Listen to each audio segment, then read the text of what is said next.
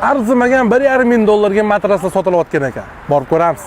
Xuddi oddiy fast food bilan restoran taomlarining farqi bo'lganidek, matras do'konlarining ham farqi bo'lar ekan. Shunaqa premium sifatdagi matraslarni ko'rish uchun Drujbada joylashgan bir matrasovning showroomiga yetib keldik. Ispaniya matraslarini boshqa hech qayerdan topilmaydiganlarini aynan shu yerdan topishingiz mumkin. Zo'r ovqat yeganingizda oshqozoningiz qanaqa rohatlansa, bu matrasda yotganingizda ham umurtqangiz xuddi shunaqa mazza qilaveradi. Siz uyingizga nech pulli matras qo'ygansiz? Kommentariyaga yozib keting. Masalan, Amethyst degan matrasning xususiyatlaridan biri qon bosimini normallashtiradi. Bu yosh katta ota-onangiz uchun zo'r sovg'a bo'lishi aniq. Frozon matrasi uxlayotganingizda sizdan chiqayotgan haroratni o'ziga yutib oladi. Issiqlikni qaytarib bermaydi.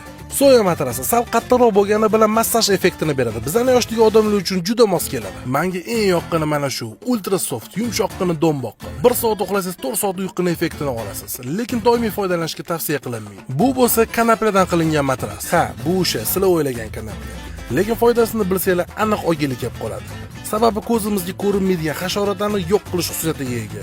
Oddiy qilib aytganda tabiiy antiseptik. Shunaqa tabiiy antiseptik yaxshi ko'radigan do'stingizga videoni yuborib qo'ying. Ishonchli faktlarga qarasak, odam hayotining 3 dan 1 qismini uyquda o'tkazadi. Hayotimizda kerak bo'lmaydigan ko'p narsalarga ham katta xarajat qilamiz. Lekin suv va havodan keyingi o'rnini turadigan uyqumiz komforti uchun ozgina pulni ayiymiz. Tepada sanab o'tilgan hamma matraslar Yevropa standartlari asosida ishlab chiqarilgan. Franshizasini shu do'kon egalari olib kelishgan ekan.